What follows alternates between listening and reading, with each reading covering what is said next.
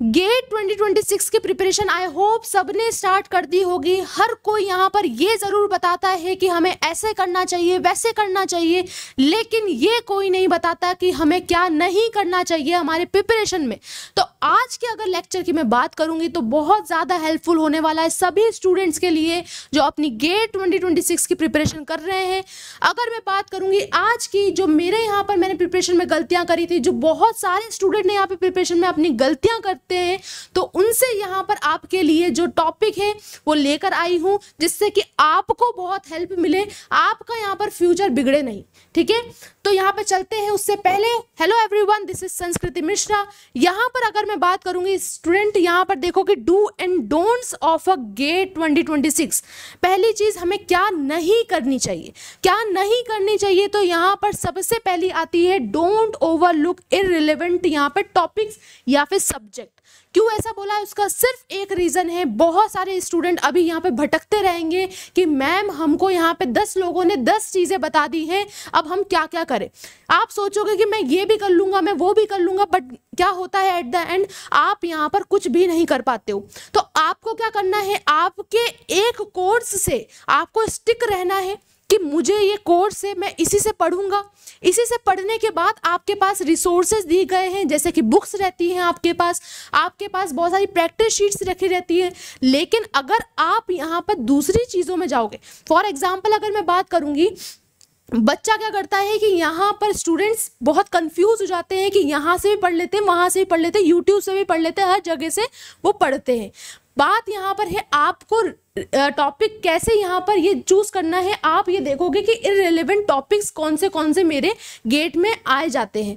पहले आप ये देखो, सिलेबस को पहले एक्नॉलेज करो कि कौन सा मेरा सिलेबस है, उसमें क्या पूछा जाता है, उसके अकॉर्डिंग अपनी प्रिपरेशन स्टार्ट करो।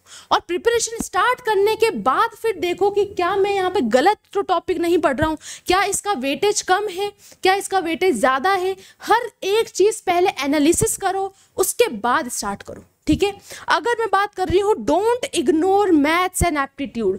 हर एक क्लास में, हर एक उसमें यही चीज़ मैं बोलती हूँ कि मैथमेटिक्स और एप्टीट्यूड एक ऐसा सब्जेक्ट है, ऐसे यहाँ पे टॉपिक्स बोले जाते हैं जिसकी वजह से हर एक स्टूडेंट की रैंक डिसाइड होती है। तो आपको इसमें बिल्कुल भी यहाँ पर इग्नोर नहीं करना है।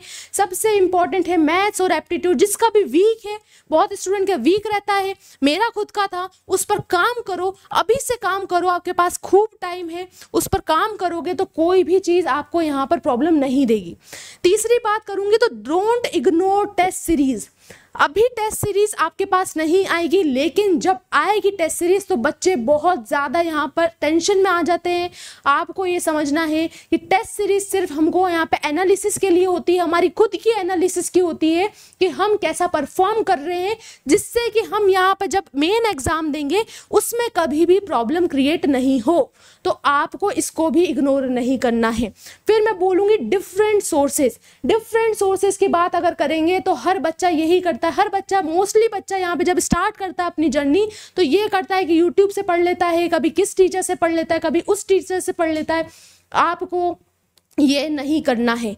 आपको अभी जो करना है, अगर मैं बात कर रही हूँ डिफरेंट सोर्सेज की, तो वो एक ही चीज़ में यहाँ पे रेलेवेंट है, वो है आपकी प्रैक्टिस शीट या फिर प्रैक्टिस के लिए क्वेश्चंस आपको कहीं से भी मिल रहे हैं, वो करते रहिए, उसके लिए कोई प्रॉब्लम नहीं है। लेकिन क्या, अगर बात कर रहे हैं पढ़ने की, थ्योरी की या फिर बेसिक कॉन्सेप्ट समझने की, तो हमेशा स्टिक रहिए एक जने से या फिर बोल सकते हैं एक टीचर से।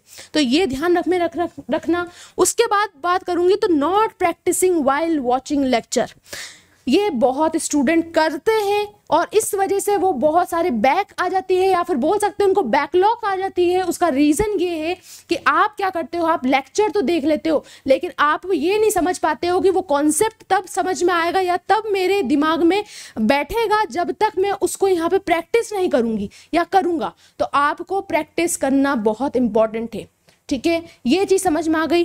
अब इससे पहले जाने से पहले कि क्या करना चाहिए, आपको मैं बता देती हूँ कि अनअकैडमी लेकर आया है आपके लिए 2026 में जो यहाँ पे प्रिपरेशन कर रहे हैं उनके लिए बहुत अच्छा ऑफर, जिसमें कि आप यहाँ पर अभी हमारे जनवरी 4 तक ये ऑफर चलेगा। 2026 के लिए हमने यहाँ पर ऑफर हमारा आ गया है। यहाँ पर मैं आपके लिए लेकर आई हूँ DBMS में आपको पढ़ा रही हूँ, अभी हमारा स्टार्ट भी हो गया है और COA भी चल रहा है आपके साथ। यहाँ पर मैंने हर एक स्टूडेंट को बोला है मैं हैंड रिटन नोट्स प्रोवाइड करूँगी, उसके साथ में मैं यहाँ पर आपकी प्रैक्टिस शीट वीकली आएगी वो प्रोवाइड करूँगी, PYQ सारे करवाऊँगी आपसे। तो ये सारी चीज़ों की आपको टेंशन बिल्कुल नहीं होनी चाहिए और एक मेंटोर के तरीके से आपको यहाँ पर पढ़ाया जाएगा, ठीक है। अब मैं बात करूँगी, अगर आप यहाँ पे इंटरेस्टेड हो तो आप SM6 कोड यूज कर सकते हो, जिसमें आपको यहाँ पे 60% यहाँ पर आपको ऑफ मिल सकता है, ठीक है।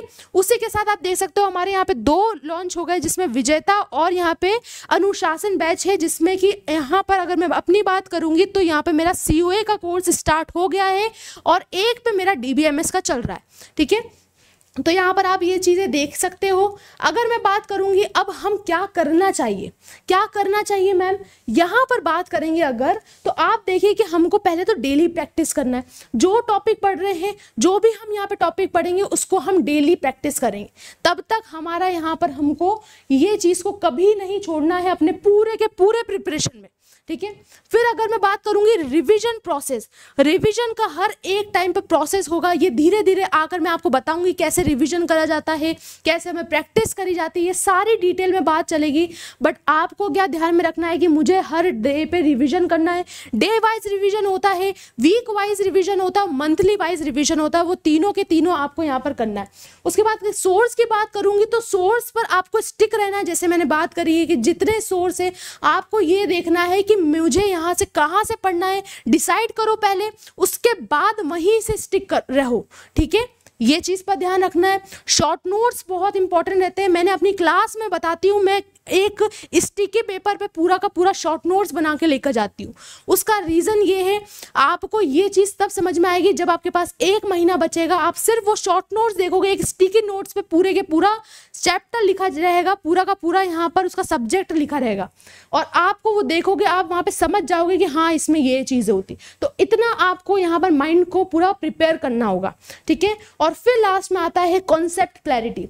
जब तक कॉन्सेप्ट की क्लैरिटी नहीं होगी, गेट में आप गेट रैंक नहीं ले पाओगे, या फिर मैं बोल सकती हूँ गेट क्रैक नहीं कर पाओगे। तो हमेशा याद रखना बेसिक कॉन्सेप्ट क्लियर करना है, बेसिक कॉन्सेप्ट पे सबसे ज़्यादा ध्यान लगाना है, ठीक है। तो ये थी हमारी आज की पूरी जो क्या करना चाहिए हमें गेट एग्जाम में, या फिर हमें क्या नहीं करनी चाहिए। तो आई होप आपको यहाँ पर ये लेक्चर अच्छा लगा हो। अगर अच्छा लगा हो तो प्लीज़ लाइक करिएगा, शेयर करिएगा और प्लीज़ कमेंट करिएगा अगर अच्छा लगा हो तो। मिलते हैं हम अपने नेक्स्ट वीडियो में, तब तक के लिए keep learning. Thank you so much.